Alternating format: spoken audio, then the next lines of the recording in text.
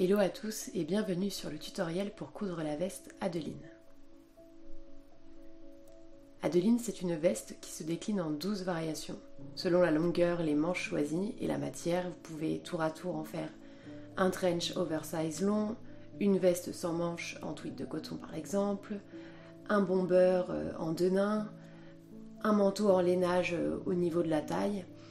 Vous avez vraiment de quoi faire avec cette veste. Elle se coud dans plein de matières différentes, donc vous pouvez vraiment vous amuser à la décliner de plein de manières.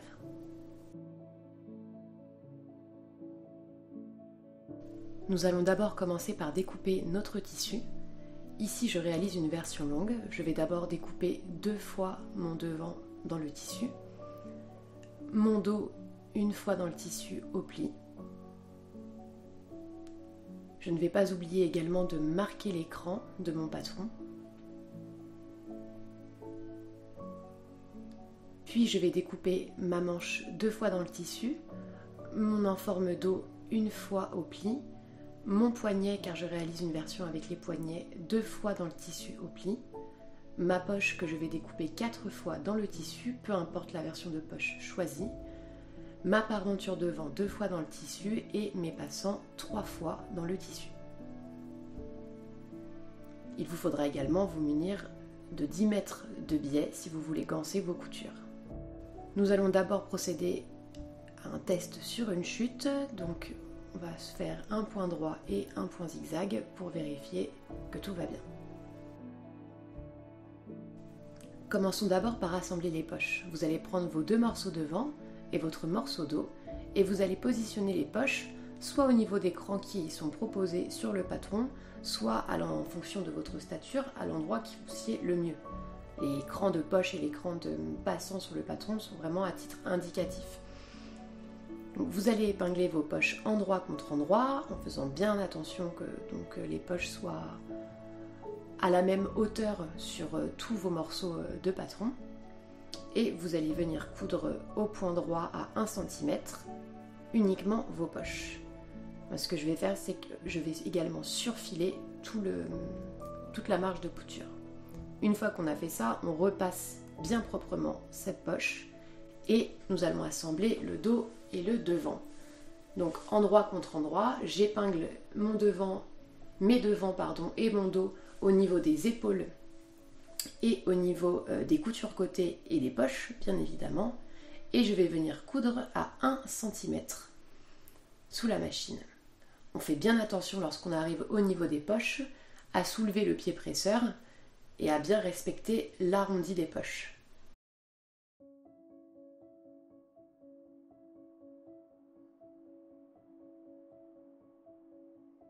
Une fois qu'on a fait ça, 2 options s'offrent à vous. Vous pouvez soit choisir de surfiler toutes les marges de couture, soit dégarnir quelque peu les marges de couture, bien cranter au niveau des poches et ganser toute votre marge de couture.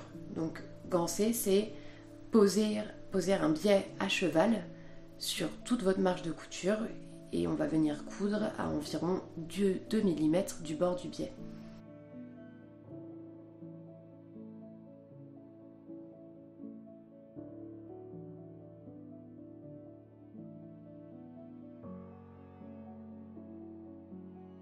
Donc vous allez fixer votre biais, donc là moi avec des petites pinces, et on va venir coudre sous la machine au plus près du bord du biais, au point droit.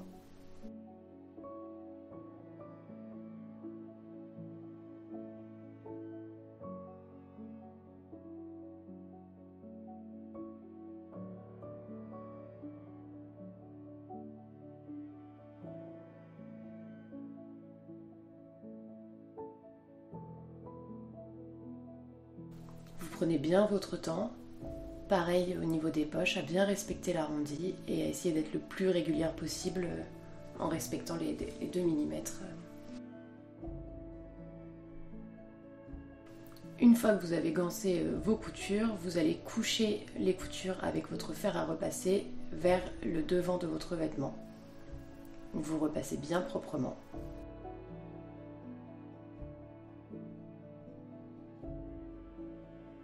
Et pour ma part, je vais également ganser tout le bas, donc la partie où il y aura l'ourlet, avec exactement la même technique que l'on vient de voir.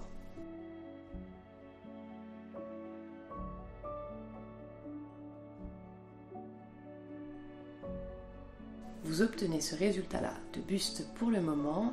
On va le laisser de côté et s'attaquer à l'assemblage de la parmenture et de l'enforme.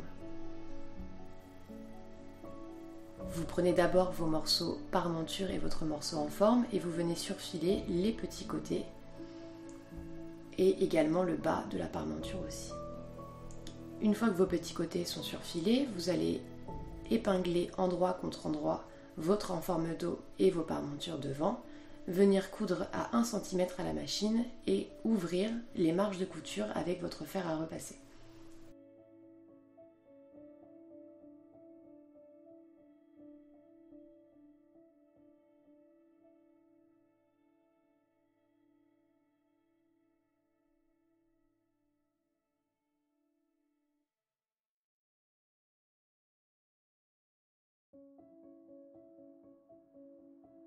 Une fois que vous avez fait ça, on va maintenant venir ganser tout le bord extérieur de la parmenture. Vous pouvez également choisir de faire 2 replis de 1 cm, tel un ourlet, et les coudre, mais pour ma part, j'ai préféré ganser. Voilà ce que ça donne. Et nous allons maintenant assembler la parmenture à notre buste. Donc, commencez d'abord par épingler les coutures côté, au niveau des épaules, pour bien faire coïncider les coutures. Et vous épinglez toute votre parmenture. C'est complètement normal s'il y a 4 cm en bas de différence entre la parmenture et le manteau.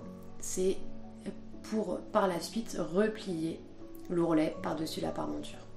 Donc pas d'inquiétude à ce niveau-là. Nous allons coudre donc à 1 cm et surfiler la marge de couture. Puis nous allons prendre notre fer à repasser et repasser très minutieusement toute notre parmenture à l'intérieur de notre vêtement.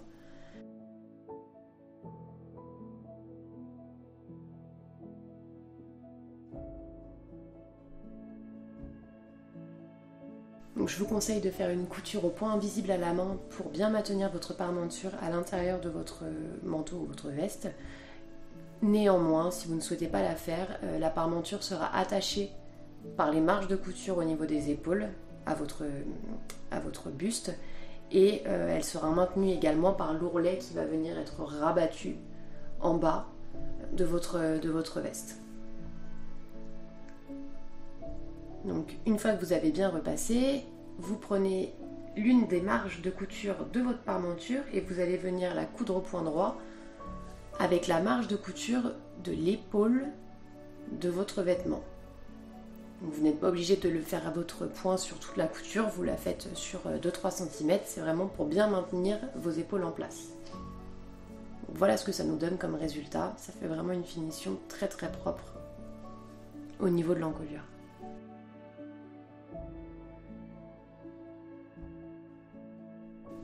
On va maintenant assembler les manches. Vous prenez vos 2 morceaux de manches et vous allez les coudre par le grand côté en les positionnant endroit contre endroit. Vous venez faire une couture à 1 cm et surfiler ou ganser la marge de couture. Moi pour le coup, j'ai surfilé à ce niveau-là.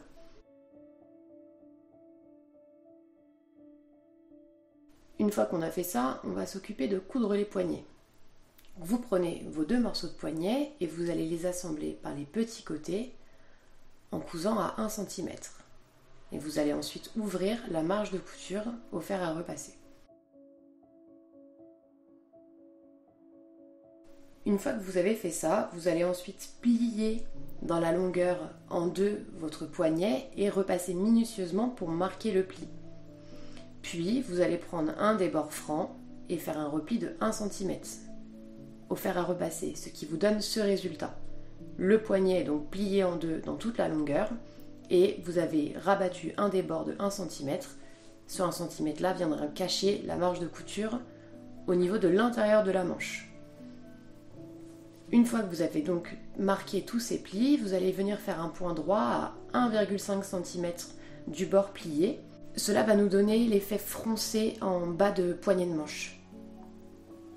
Et une fois que ce point droit est fait, vous allez épingler le bord franc de votre poignet à votre bas de manche et coudre au point droit à 1 cm.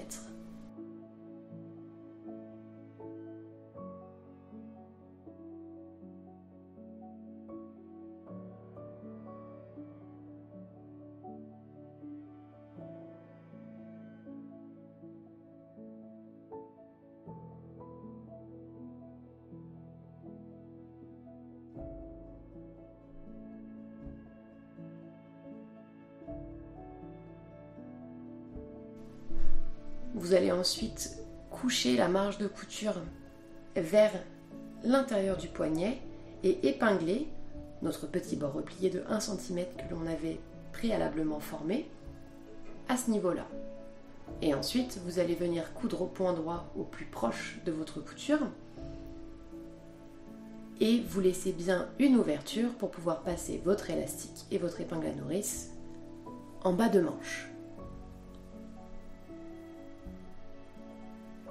Vous découpez donc 2 morceaux d'élastique un peu plus grands que la circonférence de votre poignet. Pour ma part, j'ai découpé 2 morceaux de 23 cm. Vous les faites passer dans tout le poignet. Vous allez faire ressortir l'autre morceau d'élastique et vous allez coudre ces 2 morceaux au point zigzag, puis rabattre votre marge de couture et venir faire un point droit pour fermer votre poignet.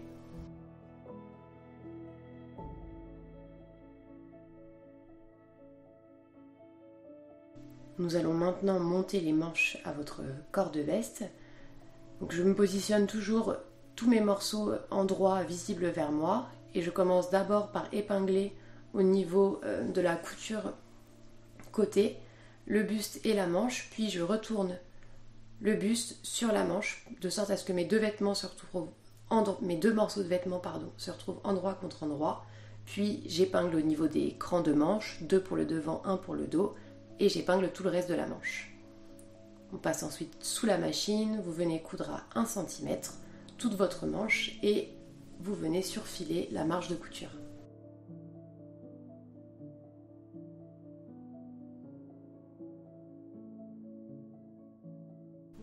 Notre veste est presque terminée, elle commence vraiment à avoir de l'allure à cette étape-là.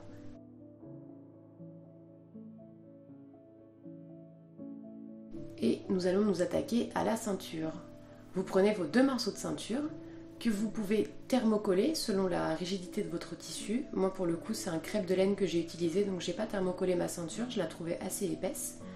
Vous allez épingler tout le long de votre ceinture, endroit contre endroit, et laisser une ouverture d'à peu près 15 cm pour pouvoir retourner votre ceinture. Vous faites bien attention à bien soulever votre pied de biche lorsque vous faites votre couture dans les angles. Et une fois que vous avez fait toute votre couture au point droit, vous venez dégarnir toute la marge de couture, donc vous prenez vos ciseaux et vous coupez à environ 3-4 mm du bord de votre couture. Puis vous allez entièrement retourner votre ceinture et bien repasser minutieusement pour qu'elle soit impeccable.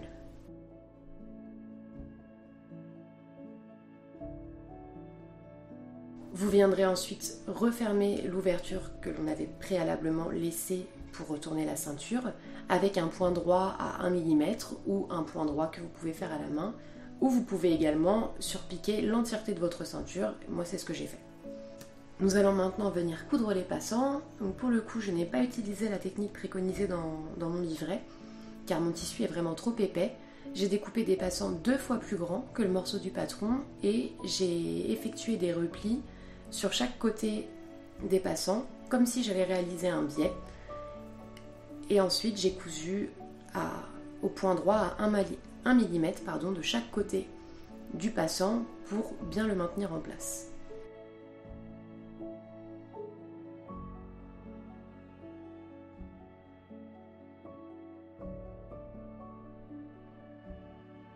Une fois que vos 3 passants sont cousus, vous venez les positionner à l'endroit qui vous sied le mieux sur votre veste.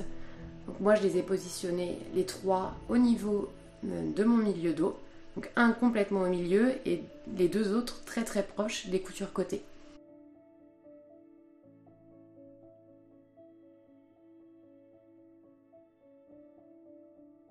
Une fois que vous avez fait ça, vous venez les coudre à 1 mm au niveau du haut et du bas de vos passants. Vous pouvez faire votre point à la main ou à la machine. Moi, bien évidemment, je l'ai fait à la machine et vos passants sont cousus.